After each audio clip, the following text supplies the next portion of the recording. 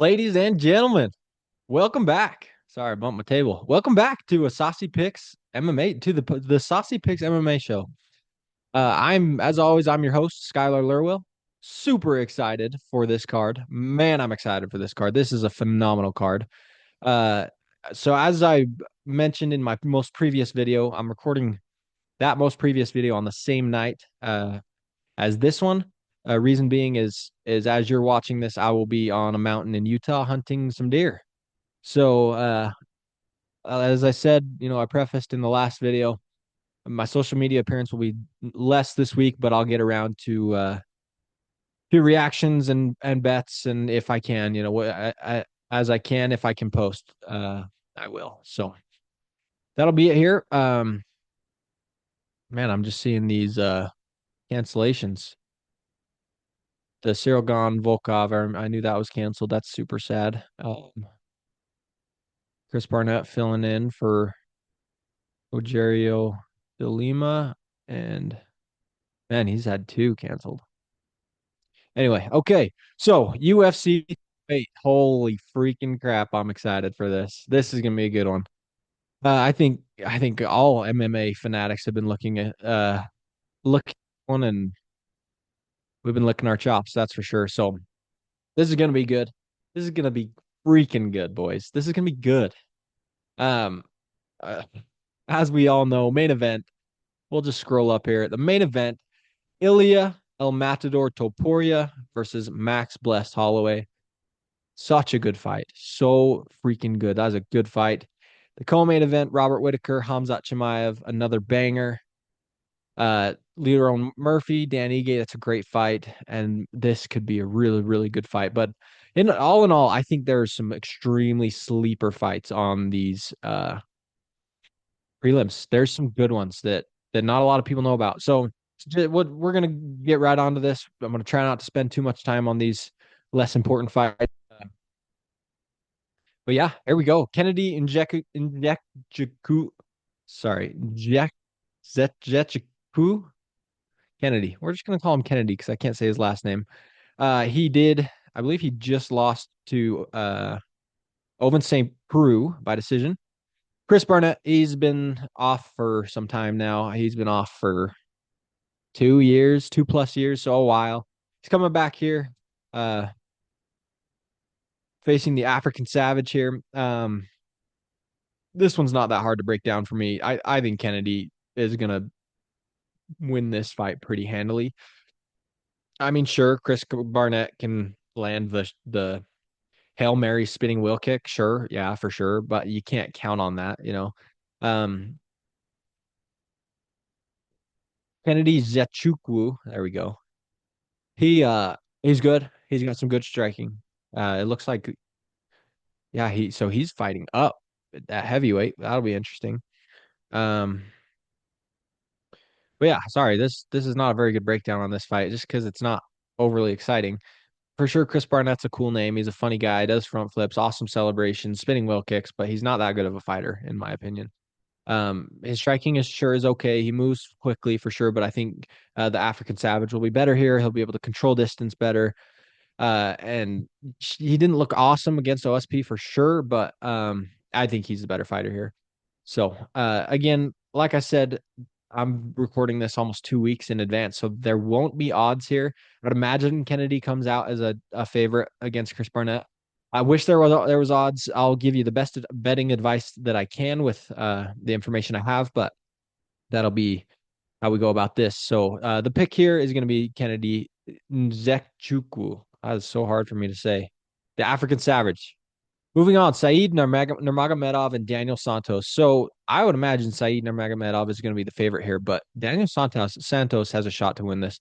Of course, as we all know, the Nurmagomedov name, they're grapplers, extremely good submission artists. Saeed is just that. He's a really good grappler, really good submission artist. He does have a loss to Jonathan Martinez by decision. And then Daniel Santos, he's a scrappy mofo. This guy scraps. He really does.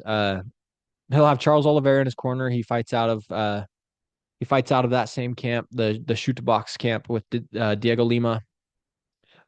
The man, it's hard to pick for this one. I got to be honest with you. I really think Daniel Santos will win this fight. He's got good striking. He's got good low kicks. He's got that Muay Thai style teep kicks, flying knees, and then on top of that, jiu-jitsu fanatic. He's phenomenal at jiu-jitsu. So Said Nurmagomedov is for sure going to have the better takedowns, for sure going to have the better wrestling. As far as the jiu-jitsu goes, though, I think Daniel Santos is going to be better in the jiu-jitsu. So, uh, and then coming down to striking, I think Daniel Santos is going to have the better striking as well.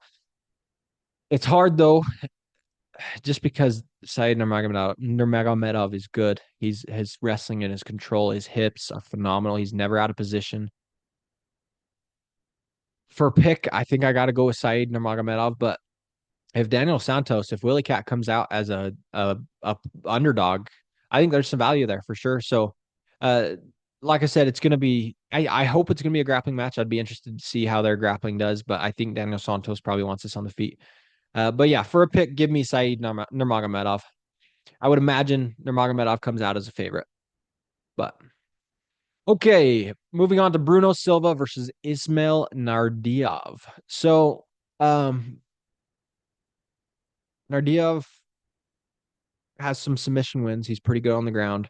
Bruno Silva, not very impressive lately. His most recent win is against Brad Tavares, and he did knock him out.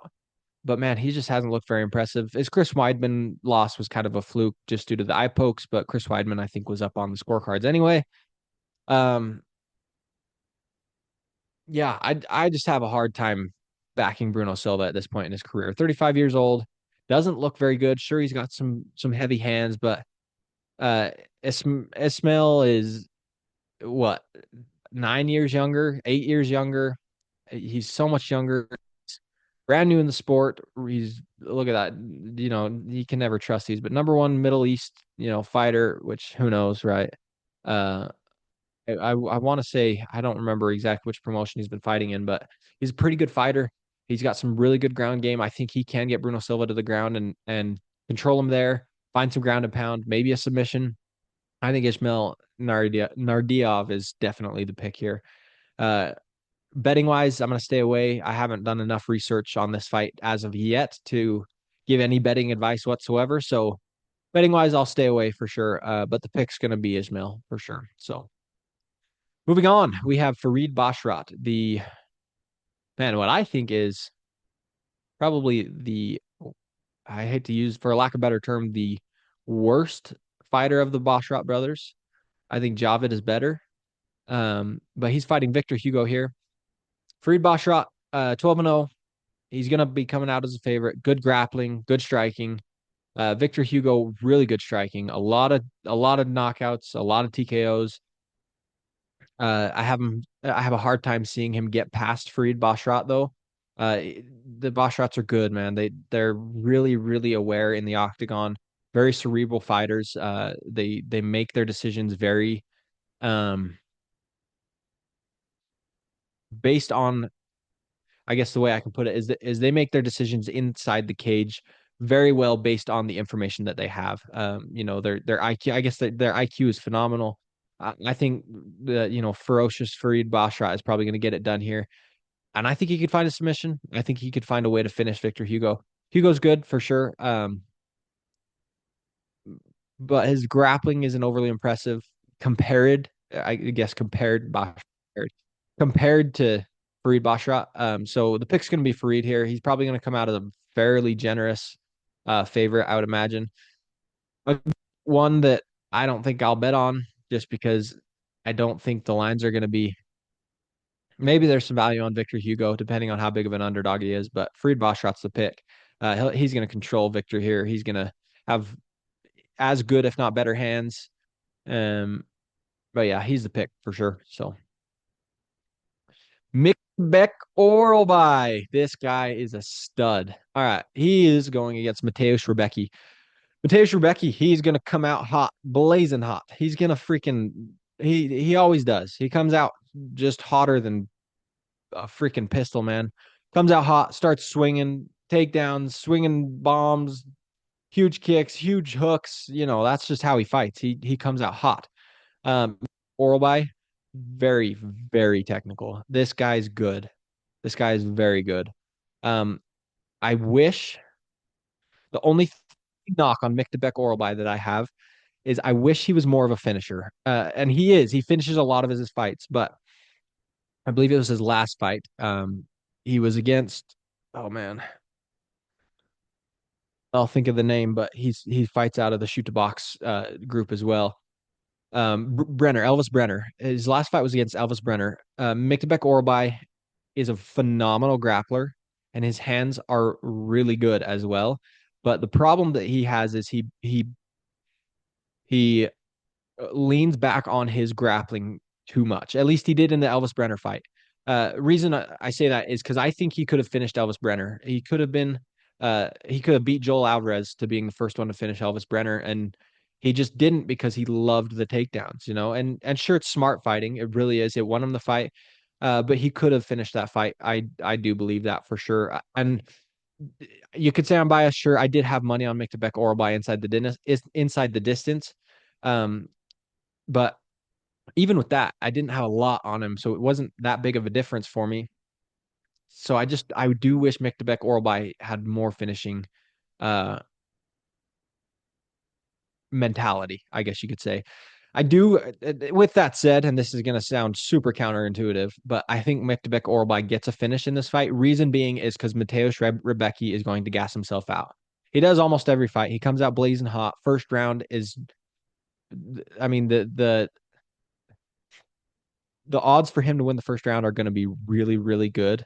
He usually does. He comes out, wins the first round, then gasses out in the second and third round. So I think Miktabek Oralbai is going to come out. He's going to weather the big hooks and the big shots from Mateusz Rebecki. He's going to get to his grappling, which Mateusz Rebecki has grappling as well, but not to the level of Miktabek Oralbai. Miktabek Oralbai is going to, he's going to wear him down to the second and third round, and he's going to find a late finish. So betting wise, I could see Miktabek Oralbai inside the distance or around 2-3 would be really good props to play. But man, watch out for this Mikbek Oralbai. He is freaking good. I'm telling you. He's gonna be making some waves here in the lightweight division here soon. Uh, and he already is now, but the general public is gonna be seeing how good this guy is for sure. So Mikbek Oralbai is the pick. Keep an eye on him. I really think he's gonna be something to watch in these next, couple 3-4 years. He's only 26 years old as well, so we'll see. But once again, Miktabek Oralbai is the pick for this fight. Okay, Ibo Aslan, Rafael Cerquera. I don't know how to say that, but like I said, when I watch film on these guys, I don't I watch film without the volume, so I'm not hearing the announcers pronounce their names. So bear with me on these newer guys. Ibo Aslan, the last Ottoman versus the Lion. This is kind of one of those sleeper fights that I was talking about. These guys are bangers. They like to throw haymakers. Both of them have a lot of TKO and KO wins. Ibo Aslan is very technical. I worry about his gas tank. As far as Rafael, he's just, I guess their experience is similar, but if I'm not mistaken, this is his debut, and at 35 years old, makes me a little bit hesitant. Um, the Someone's getting KO'd here is the prediction here. The inside the distance props are going to be hammered. Um, the pick is going to be Ivo Aslan for sure. I do worry about, like I said, his gas tank. He's got a lot of muscle there to keep oxygen to, and I don't know if he can do that. But I definitely predict someone to get KO'd here in this fight. So yeah, not much really to say other than it's going to be a really good fight. Tune in for it because they're going to be throwing haymakers. So the pick here is going to be Ivo Aslan. Okay, Abus Magomedov and Bruno Ferreira. I love this fight. I love this fight. And the reason I love this fight is because the first round is going to be insane. Bruno Ferreira, he went out against Dustin Stoltzfus. His last fight, he got a it was a good fight, really, for how long it lasted. I had money on Stoltzfus, sadly, but Bruno Ferreira, he came out throwing haymakers like he does the Hulk, man. He freaking throws bombs. He does. And he landed some crazy bow and put Dustin out. Abus Magomedov came in to the UFC, really hyped prospect. I believe it was Dustin Stoltzfus he knocked out in like, a minute flat or something like that. Really, really fast with a teep kick to the face. Um, both of these guys' gas tanks are very, very not trustworthy. Abus Magomedov looked better in his last fight. I forget who he fought, but he actually grappled all 3 rounds, which was shocking because he's a phenomenal striker. But he looked good with the grappling. Bruno Ferreira, he's a black belt in jiu-jitsu on his own. So I do see this fight playing out on the feet. It's going to be Bruno Ferreira making it ugly, spinning stuff in, close the distance. He's just got to make it ugly, or it's going to be a Abus Magomedov at distance with his teep kicks, his long, rangy arms, his straight jabs. And essentially, this fight's who gasses out first, I think. And I think the guy that gasses out first is going to be Abus Magomedov. I hate to say it, but Bruno Ferreira probably has a better gas tank than Abus, which is saying something. And he's got heavier hands, maybe not as good at kicks.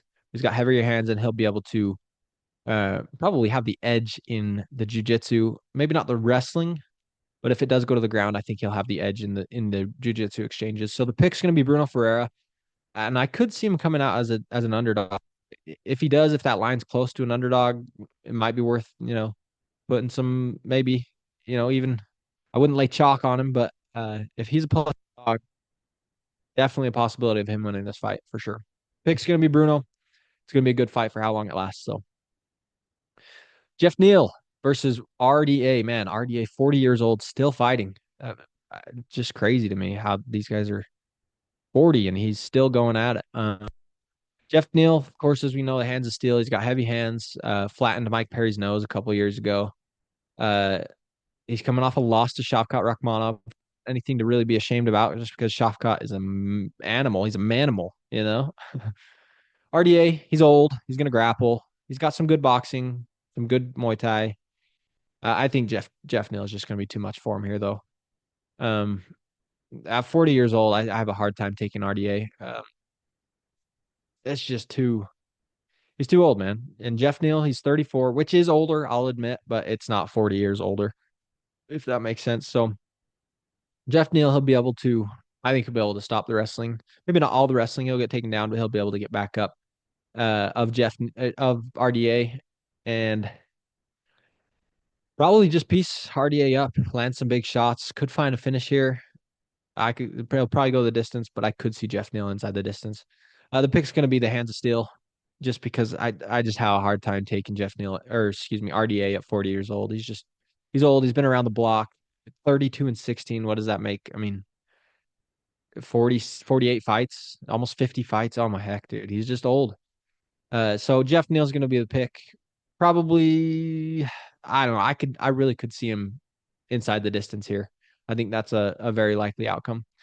But yeah, for the pick, Jeff Neal. Renat Fakhretdinov, Nursultan Ruzaboyev, the fraud. Nursultan is a fraud. He got fraud checked by Joaquin Buckley that last fight. Man, these guys, these Russian guys, oftentimes it's the Japanese guys, but these Russian Muslim guys will come off. Look at, I mean, Nursultan Nazarbayev is 34, 9 and 2. Where is he getting all these, these fights from? He's he's 30 years old and he has over 40 fights. It's just to cans. It's to bums. I have a hard time getting on the Nursultan Nazarbayev train. I had man, um, yeah, Joaquin Buckley had him winning, and he did it in dominant fashion. Could have found a finish, probably should have. Uh, yeah, he's just not good. Or not for Fakhretdinov, he's not overly great either. He went to, I believe it was a draw or a no contest in one of his last fights, and he's got good hands. He just gasses is his problem. But so does Nursultan. So this is another one of those fights where if it goes to the later rounds, it's going to get sloppy. I think Renat Fakhretdinov is probably the favorite here. I think he should be the favorite. I think he's a better fighter. I think his grappling is better. I think Renat Fakhretdinov, I think his striking is better. Of course, Nursultan Ruzaboyev is lengthy. He's a 6'5", 170 pounder. He's a lengthy guy. He doesn't, he's not out of this fight by any means. He does have some good submissions off of his back, and his length is going to probably be a problem for Renat Fakhretdinov. I don't think either of these guys are very good. It's hard to make a pick here just because I know Nursultan Ruzaboyev is so bad, but Renat Fakhretdinov probably doesn't know how to handle that length. I guess for the pick, I got to go with Renat just because I hate getting on the Nursultan Ruzaboyev train. He's not that good. So the pick's going to be Renat. Again, oh, not overly confident just because Nursultan is not good. But yeah, that'll be the pick for this fight. Shara Magomedov, Armen Petrosian, a couple of strikers here. Um, Armen Petrosian does have some grappling skills, and I think that's where he's got to take this fight. Shara Magomedov, here's the thing with Shara Magomedov, you guys. Here's what I have decided with this guy. His kicks are phenomenal. All right. You can't take that away from him. His kicks are super, super good. His hands are garbage. His hands are garbage. They are not good at all. Watch him in his fights. Go watch the tape. His kicks are so freaking good and fast. His hands are not that good.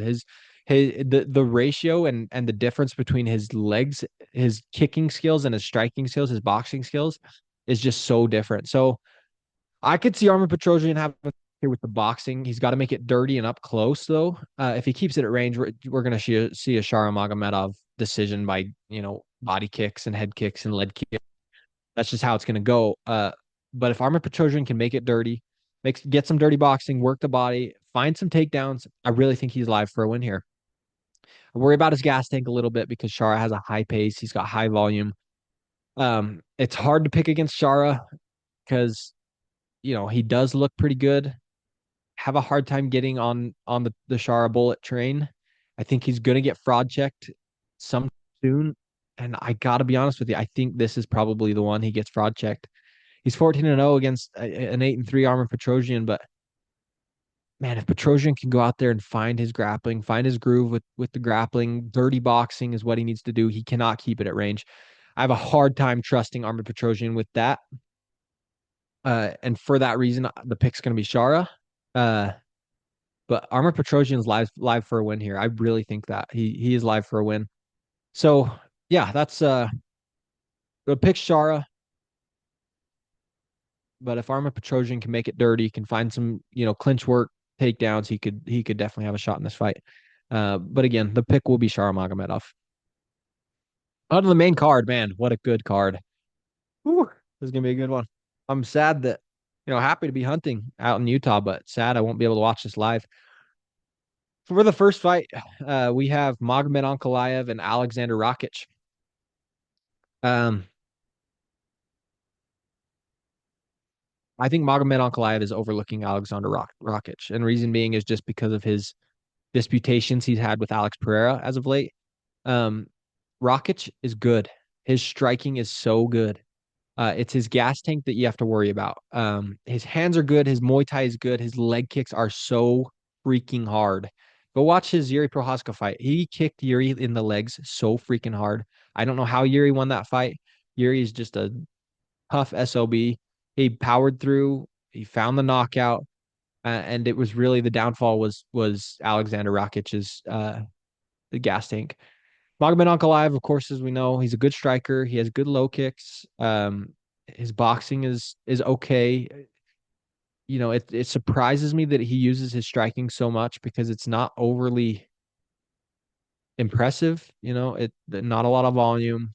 It's very coordinated, and I would say it's very safe striking, but it's not super super good.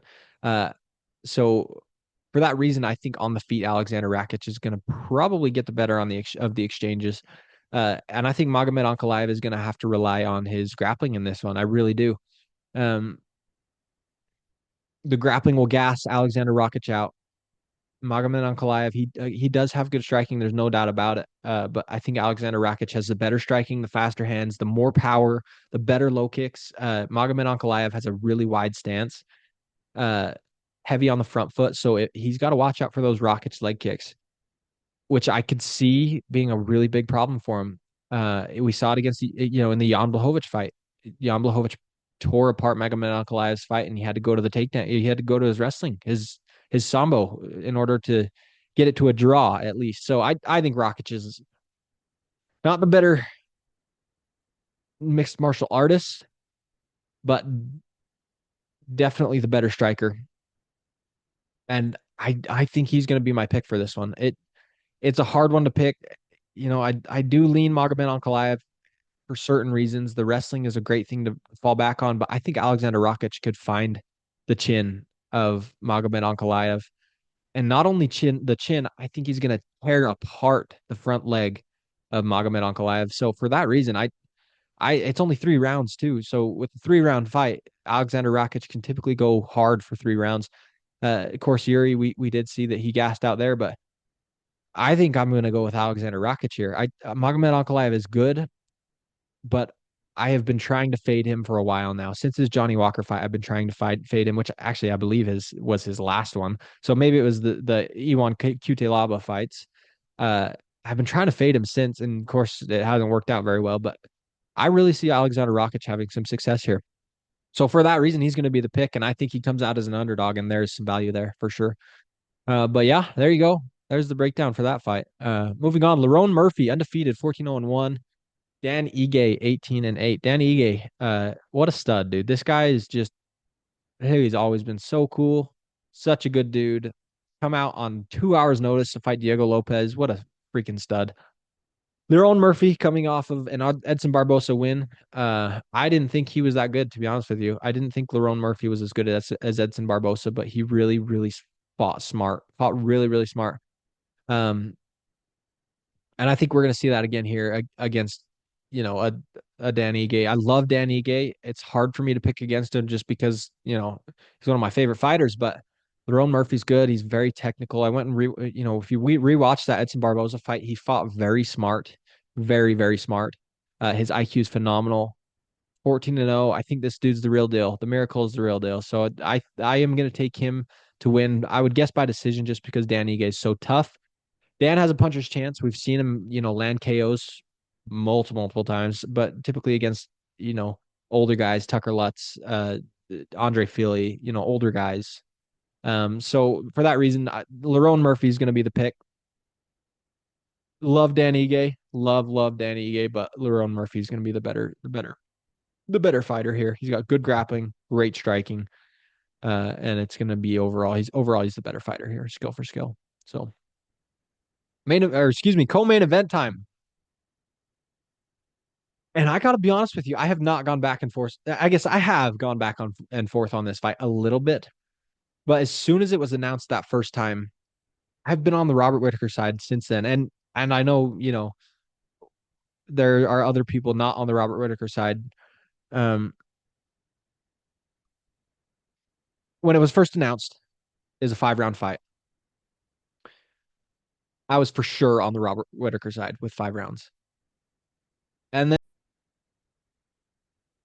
sorry, my video cut out there. I got to kind of hurry, but Hamzat Chimaev, he's going to come out hot like he does. He's going to, in 5 rounds, I don't think he's going to make it with Robert Whitaker. He could chin Robert Whitaker early for sure. There's no doubt about that. But I think Robert Whitaker will be able to weather the storm, not get submitted. The knockout for Rob is a little bit scary because he's a little chinny at times. But the pick overall here is going to be Robert Whitaker, and I would imagine he comes out as the underdog as well. So I'll be laying that money on Robert Whitaker if he's plus money for sure. But yeah, I just for 5 rounds, it's hard for me to see Hamzat getting it done. But we'll see. It'll be interesting. I'm really, really. This is one of my most intriguing matchups of the year. Even it might even be more than Ilya Topuria and Holloway. But yeah, there you go. Robert Whitaker. I think he's the pick for me. So the main event, man, what a good fight. Here we go. Max Blessed Holloway versus Ilya El Matador. And this is kind of a no-brainer for me. I think Ilya gets it done here. Ilya is too good. Ilya is too fast. His boxing is so crisp. He has phenomenal Brazilian jiu-jitsu. I just think he's the guy here. Max Holloway is good. Yes, he's coming off the Justin Gaethje win, but you have to understand Justin Gaethje is not Ilya Topuria. Ilya Topuria doesn't even get hit. He barely gets hit. And Justin Gaethje gets hit a lot. So it's just a different fight. Ilya Topuria, he's just so good, man. He's so good. I don't think people understand how good he is, and I didn't either until his Volk win. And then I dove a little deeper and really realized how good this guy is. So for that reason, Ilya's boxing is going to be better. He's going to be better everywhere. Max can't go anywhere with this guy without losing, I think. And hot take, but we could see Max get flatlined here. We could see him for the first time ever get knocked out. I absolutely could see that. But yeah, that's gonna be the pick for me. Again, yeah, I think Ilya Topuria probably finds a knockout, and I will be having money on Ilya by knockout inside the distance. It's gonna happen. Mark my words, come back to this when it does happen, but Max is probably gonna get flatlined here, sadly. But yeah, there you go. UFC 308. That is it for this one. Thanks for watching. Make sure to like, subscribe, follow me on social media. Saucy Picks MMA. We out.